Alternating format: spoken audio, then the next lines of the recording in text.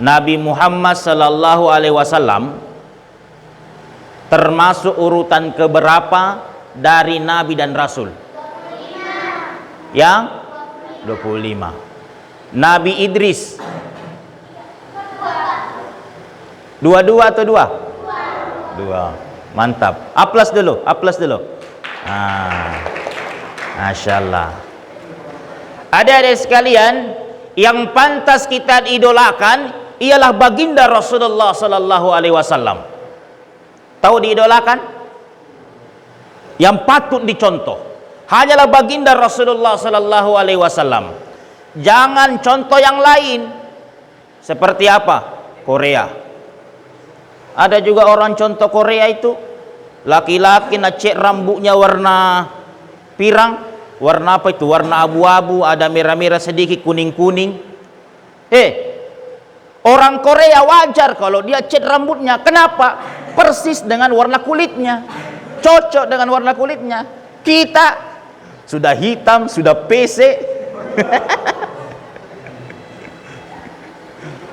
mau lagi kasih cat-cat rambut, tidak cocok. Makanya syukuri apa yang Allah berikan kepada kita, iya toh? Makanya yang patut dicontoh baginda Rasulullah sallallahu alaihi wasallam. Bahkan kata Nabi, barang siapa disebutkan namanya baginda Rasulullah sallallahu alaihi wasallam, maka dianjurkan kepada kita untuk banyak-banyak berselawat. Oleh karena itu, supaya berkah ini kultum tak, acara tak, ayo kita berselawat kepada baginda Rasulullah sallallahu alaihi wasallam. Bisa? Bisa ada adik mahasiswa? Bisa? Baik, kita selawat. 1, 2, 3. Sallallahu alaihi sallallahu alaihi wasallam. Sallallahu ala Muhammad. Sallallahu alaihi wasallam. Sekali lagi semuanya. Sallallahu Muhammad. Sallallahu alaihi wasallam.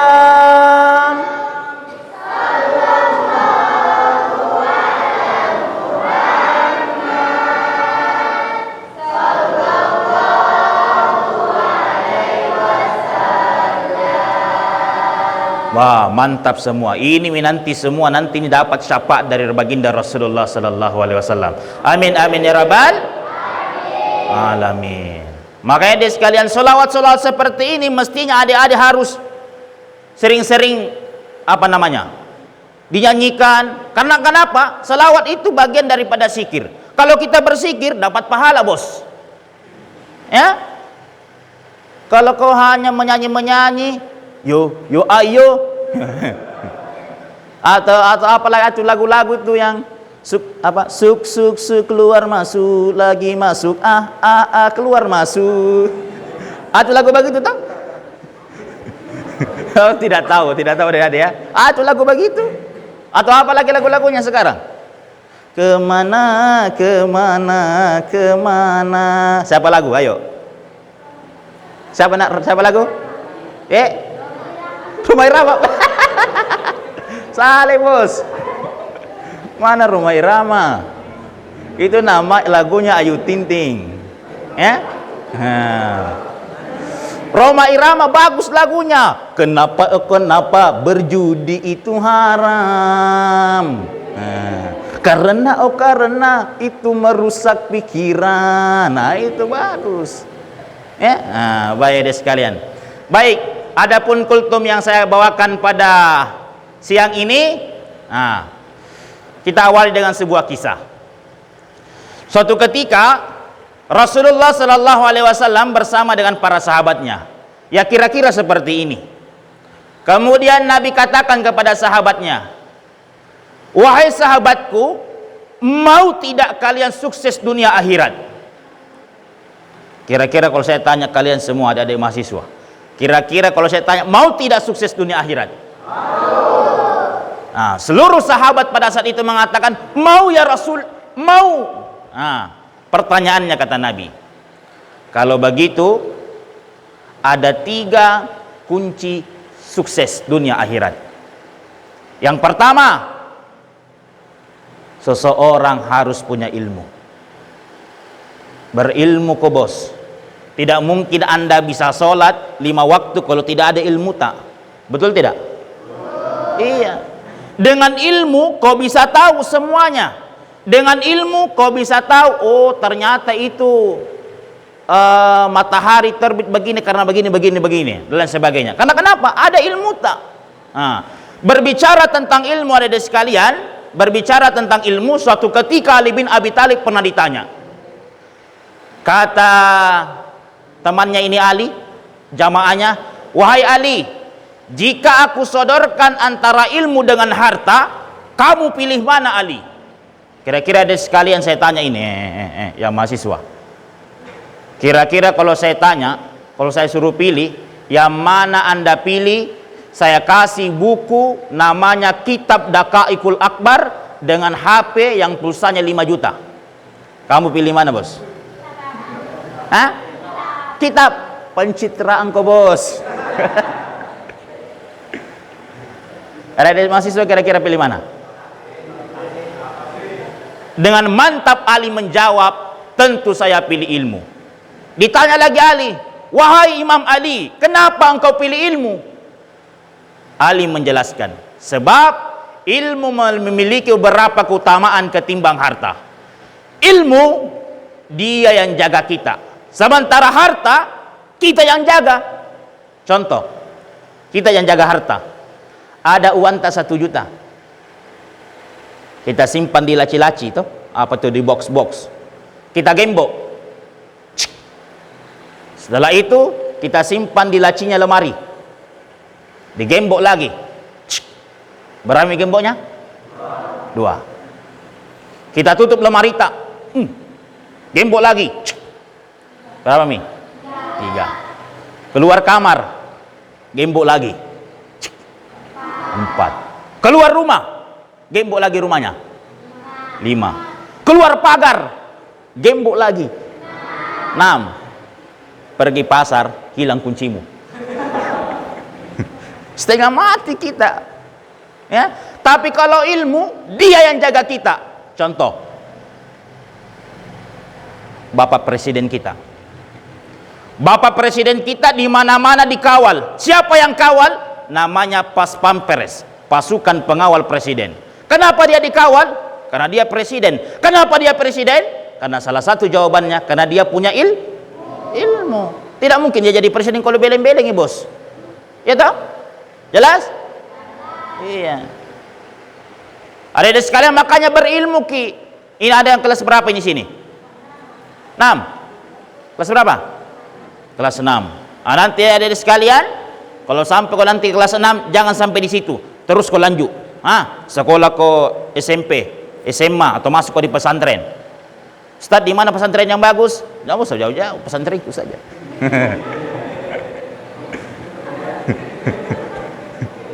Iklan, bos. Ya, baik deh sekalian. Makanya berilmu. Berbicara tentang ilmu ada sekalian, ini ada cerita di kampungku. Ini ada orang kaya, kaya betul, tapi sayang 1000 sayang dia gagal ilmuna. Akhirnya anaknya tuh hari ditelepon sama anaknya, wahai mamaku, ayo jalan-jalan ke Makassar. Dia pakai bahasa Bulukumba, karena saya orang Bulukumba. Ayo jalan-jalan ke Makassar. Wah, sudahlah. Diantarlah mamanya sama mobil Panther, dibawa ke Makassar di kos-kosannya anaknya. Akhirnya anaknya bilang, mak, ayo jalan-jalan ke mall. Wah, disuruhlah pergi di mall. Masuk di mall ada sekalian, di situ ada namanya lift. Tahu lift? Itu yang tak buka tutup tuh. Ini Aji orang Bulukumba, banyak hartanya, tapi sayang dia gagal ilmuna. Akhirnya apa? Begitu dia lihat lift itu tertulis open di atas toh. Open kan bahasa Inggris. Apa artinya? Buka. Ini Aji tidak ada ilmunya. Oh, dia baca OOPEPEN, open. Yang dia bayangkan itu Pak buat depana. Lah, deh, bisir besar dapat bikin kue nah. Akhirnya ada orang Cina masuk yang putih badannya, mau masuk di lift itu, diteriaki, aja mutama mapelah, jangan kau masuk, panas. Tapi ini orang Cina tidak mengerti bahasa Bulukumba, akhirnya masuk saja ini orang Cina. Tak tutup, close. Beberapa menit kemudian tak buka, yang keluar orang Papua, orang hitam. Kemudian ini Haji tadi bilang, begitu keluar orang Papua tuh, dia bilang, ku bilang memang kau jangan kau masuk, hitam kau keluar. Padahal dia tidak tahu, lain yang masuk, lain yang keluar. Makanya dia sekalian berilmu kok, supaya apa? Tidak nak kasih beleng-beleng ke orang. Apa janji Allah bagi orang yang berilmu? Allah subhanahu wa ta'ala akan mengangkat derajatnya. Nah, karena kenapa? Ilmu itu merupakan kewajiban. Utlubul ilmi minal mahdi ilallahi. Tuntutlah ilmumu mulai dari buayan perut ibumu sampai dengan engkau masuk ke liang kubur. Bukan sampai tua, sampai masuk ke liang kubur, kata Nabi. Jadi sekalian, makanya kalian yang mahasiswa, ayo berilmu kok bos, supaya apa? Anda bisa membawa perubahan bagi kampung Anda tersendiri. Kalau Anda sudah membawa agen of change sebagai agen perubahan, insya Allah Anda sudah berhasil menjadi mahasiswa. Tapi kalau hanya piko kampus, tidak masuk Tommy di kelas, organisasi saja na urus, tidak selesai kok itu. Ya, yang bagus, akademik bagus, organisasi bagus. Itu yang mantap. Jangan gara-gara terbengkalai, gara-gara organisasi, bahwa Anda tidak masuk kelas, tidak nilaimu itu. Lihat sekalian, makanya berilmu. Kemudian kalau Anda mau sukses, apa? Perbaiki hubunganmu kepada kedua orang tua. Ini yang kedua. Jangan dosa sama orang tua. Adik-adik sekalian yang di panti asuhan ini, siapa orang tuamu di sini penggantinya? Yaitu pembinata. Jangan kau patua-tuain, bilang orang Makassar. Jangan kau kurang ajar. Kalau nak suruh ki pembinata, nak pergi ke dulu beli minyak tanah atau minyak goreng, lantas Anda mengatakan, jolo, dek kumelo, mabusung ko bos. Dosa ko. Dijelaskan dalam Al-Quran ya. فَلَا تَقُلْ لَهُمَا أُفٍّ وَلَا تَنْهَرْهُمَا وَقُلْ لَهُمَا قَوْلًا كَرِيمًا. فَلَا تَقُلْ لَهُمَا أُفٍّ. Janganlah sekali-kali engkau berkata kepada kedua orang tua. Wala tanharhuma. Jangan pula engkau membentaknya. Wa kullahuma qaulan karima. Dan berkatalah sebaik-baik perkataan kepada kedua orang tua. Makanya kalau nak suruh ke anak tak, mama tak, pergi kina. Ada adik mahasiswa juga. Mau kau sukses? Mau? Mau kau sukses? Perbaiki hubungan tak sama orang tua tak. Kalau suruh kalau mau pergi cangkul, pergi ke cangkul. Kalau ada waktu libur, tapi anak sekarang saya kadang perhatikan anak sekolah, makin tinggi juga sekolahnya, makin tinggi juga kelasnya. Makin tinggi sekolahnya, makin tinggi kurang ajarnya. Ketawa kok karena kau begitu toh. Coba anak sekarang. Ada sekalian, saya lihat dulu waktu saya masih kecil. Di kampung saya itu, kalau ada tamunya orang tuaku, ni pole wajah-wajahnya tomat-tomat tapi mali. Memotong bayangan orang tua, pi mali. Dibuat lagi kisah jamaah dikasih begini kayak takut maki. Dalam hatiku, dapat lagi nanti bagian. Itu dulu. Sekarang anak-anak coba kita lihat.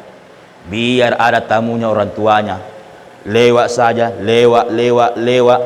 Akhirnya bapaknya kasih bola matanya juga. Apa nak bilang itu anak? Bapak bola mata anak. Ini anak-anak kurang ajar ini, bagus di belender. Mau ke lagi lihat anak-anak sekarang? Mau ke lagi lihat anak-anak sekarang?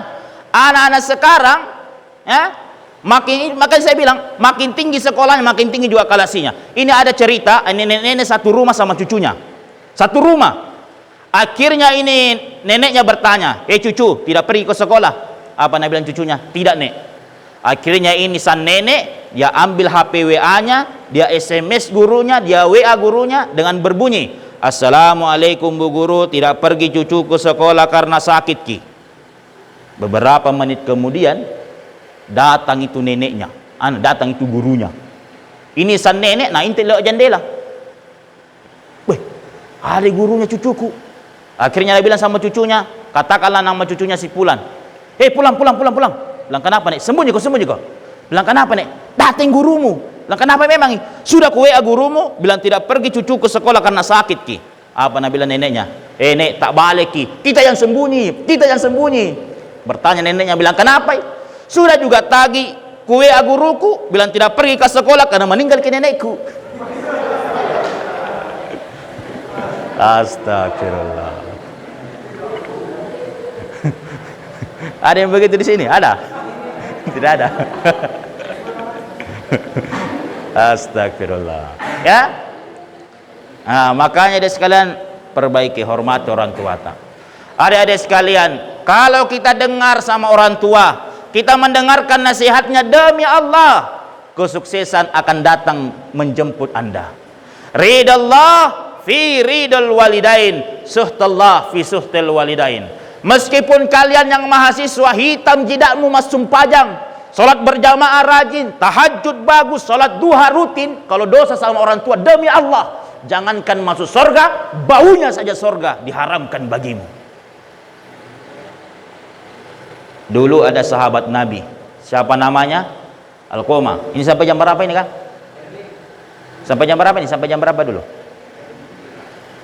Panitia? Sampai jam 3? Ya. Alqamah namanya. Ini Alqamah di mana Nabi berjamaah, di situ ada Alqamah. Di mana Nabi lagi taklim, di situ ada Alqamah. Tapi sayang, seribu sayang, begitu Alqamah sakaratul maut. Apa bahasa Bugisnya kalau sakaratul maut? Ya itulah itu. Di Pimadang ya. Pada saat dia sakaratul maut, dia tidak bisa mengucapkan kalimat la ilaha illallah. Padahal ada sahabat bici, Alqamah maci aku la ilaha illallah. Alqamah hanya mengatakan la, tidak bisa. Akhirnya kejadian ini disampaikan kepada Rasulullah. "Wahai Rasulullah, ada sahabatmu namanya Alqamah, heran saya, begitu dia meninggal dunia sakaratul maut tidak bisa mengucapkan kalimat la ilaha illallah." Kata Nabi, "Kalau begitu ayo ke rumahnya Ki." Berangkatlah Nabi ke rumahnya Alqamah. Masuk Nabi di rumahnya Alqamah, duduk di sampingnya Alqamah. Lalu kemudian Nabi lagi bici, la ilaha illallah. Alqamah hanya bisa ikut la, tidak bisa. Kejadian ini disampaikan lagi kepada Rasul, lalu kemudian Rasul cari tahu. Pasti ada salahnya ini sahabat. Tidak mungkin ini sahabat rajin ibadah tapi tidak bisa mengucapkan kalimat la ilaha illallah. Oh, ternyata dari sekalian, cek per cek, oh ini Alqamah semenjak sudah menikah lebih sayang istrinya daripada orang tuanya. Makanya dari sekalian, ini pelajaran buat kalian yang mahasiswa ini Besok-besok kau sudah menikah, jangan sampai kau sayang istrimu daripada orang tuamu. Ya, banyak itu yang begitu. Makanya hormati orang tua Makanya itu Roma Irama bilang begini lagunya, bila kau sayang pada rajamu, lebih sayanglah pada ibumu. Bila kau patuh pada istrimu, lebih patuhlah. Mantap. Berbuat baik kepada kedua orang tua. Hadirin sekalian. Ya. Kemudian yang terakhir, kalau Anda ingin sukses dunia akhirat, yang tak kalah penting adalah dekati Allah. Bagaimana kita cara dekati Allah? Salat kau bos. Hari sini yang masih patu-patu sembahyang lah. Jujur, angkat tangan. Ada yang masih putus-putus sembahyangnya? Ya, turunkan, sudah. Setelah mendengarkan ceramah ini, sebentar, salat makin terus menerus. Ada sekalian, Kenapa kita mesti sholat? Karena nanti satu-satunya amalan yang pertama ditanya ketika kita telah masuk kubur apa? Sembayanta. Kau makan jak sumpah janta, insya Allah makan jak mana ngamalatta. Tapi kau majak sumpah janta, majak mana ngamalatta. Nah. Begitu 40 langkah pulangnya pengantar kuburan, maka datanglah itu malaikat Munkar Nakir. Tahu apa tugasnya malaikat Munkar Nakir? Hah?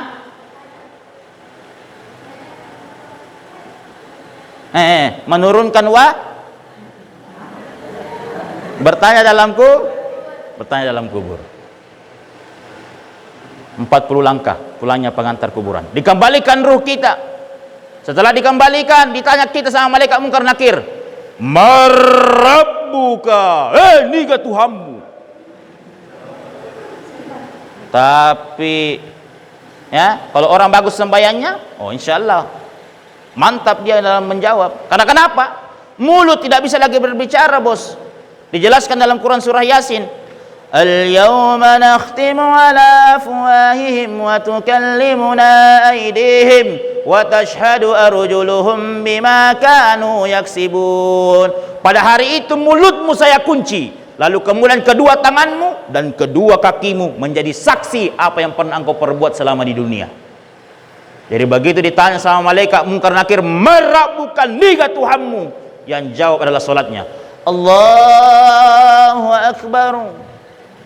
Ditanya lagi, "Man nabiyuka?" Siapa nama nabimu? Dijawab lagi oleh salatnya, "Asyhadu an la ilaha illallah wa asyhadu anna Muhammadar Rasulullah." Maka dia malaikat Munkar Nakir, mantap ya, makanja. Ditanya lagi, "Ma imamuka?" Siapa imammu? Kira-kira ada ditanya begitu, siapa imammu? Kira-kira siapa nu jawab? Pukate. Salah. Ma imamuka? Al-Quran. Ditanya lagi sama malaikat Munkar Nakir, "Coba bede, siapa tahu Islam KTP kau?" Mengajar dia, "Alhamdulillahi rabbil alamin arrahmanir rahim maliki yaumiddin." Ila akhir ayat. Akhirnya malaikat Munkar Nakir melapor kepada Allah, "Ya Allah, ada hambamu di kubur, saya tanya semua dia bisa jawab." Apa kata Allah? "Dialah hambaku ketika dia hidup di dunia, dia senantiasa melaksanakan sholat 5 waktu. Oleh karena itu, tidurkanlah dia seperti tidurnya orang pengantin baru." Coba deh sekalian. Tapi kalau ada orang begitu masuk di kubur, tidak pernah sembahyang, tidak pernah tahu juga bersedekah, kikirgal lampaku jambatang, lantang kalibo, lantang kacikoro. Begitu masuk di kubur, ditanya sama malaikat Munkar Nakir, "Marabbuka?" Niga Tuhanmu? Tas selang, saya sapol.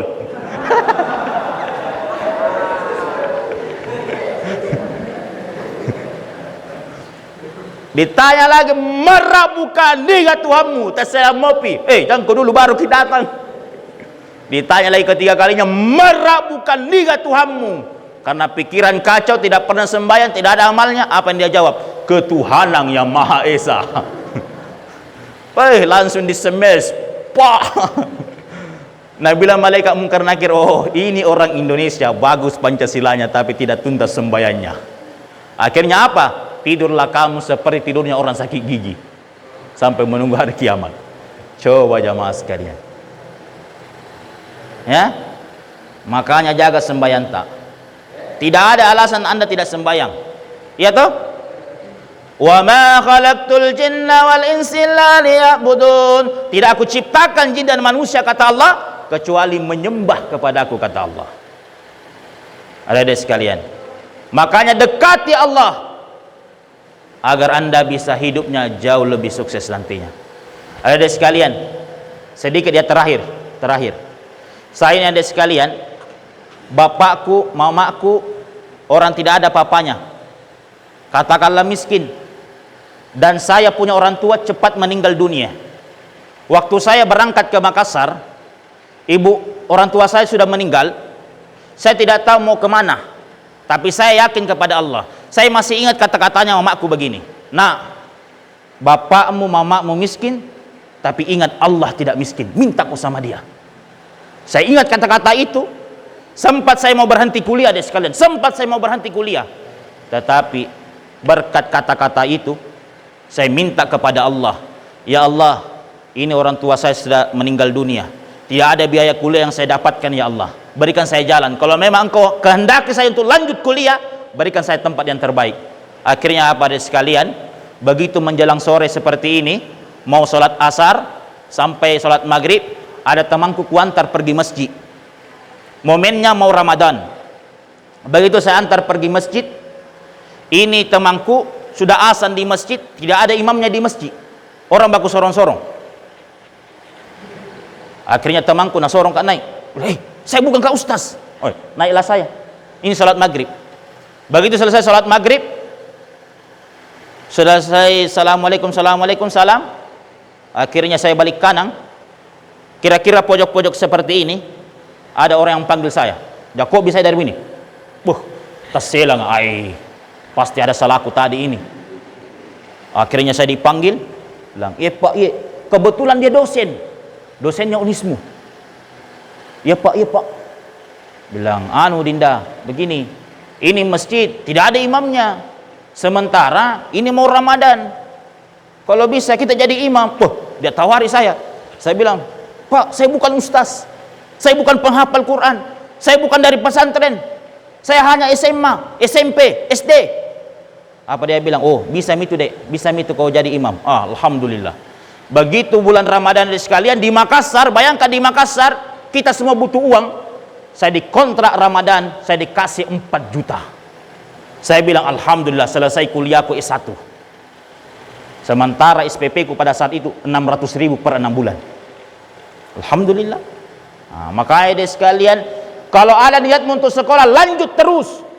Tapi jangan lupa kau berdoa kepada Allah agar Allah senantiasa membukakan jalan-jalan yang terbaik untuk Anda. Memang orang tua tak miskin. Ingat, orang tua tak memang miskin, tapi Allah tidak pernah miskin. Minta kau sama Allah. Pertanyaannya, sering Jeki minta sama Allah? Sering Jeki? Sering? Alhamdulillah sering Ustaz, tapi tidak pernah kau sembahyang. Bagaimana caranya? Ya, makanya dia sekalian jaga sholatnya waktu. Nah, baik adik sekalian, ini bulan Ramadan di hari yang ke-22, insya Allah salah satu janji Allah bahwa orang yang berpuasa di bulan suci Ramadan akan dimasukkan dalam surganya Allah Subhanahu wa taala. Siap cita-cita masuk surga? Siap cita-cita masuk surga? Siap. Berbicara dengan cita-cita yang terakhir, ini ada cerita anak SD, namanya Budi sama Wati. Ditanya Wati sama gurunya, nak Wati, apa cita-citamu nanti kalau besar kok? Apa nak bilang Wati? Saya Pak Guru, kalau besar kak nanti, insya Allah berbakti sama orang tuaku, berbakti kepada suamiku, dan saya punya pekerjaan yang bagus. Nah bilang gurunya Wati, mantap. Akhirnya Budi ditanya, kamu nak Budi, apa cita-citamu? Nah bilang nak Budi, kalau saya Pak, satu cita-citaku, tidak banyak Ji. Apa itu Budi? Mau kak jadi suaminya Wati. Ya baik ada sekalian, inilah 3 kunci sukses dunia dan akhirat. Mudah-mudahan ada sekalian kita bisa amalkan, insya Allah. Sekian dan terima kasih. Wabillahi taufiq wal hidayah. Saya Supriyandi Al-Kajani. Assalamualaikum warahmatullahi wabarakatuh.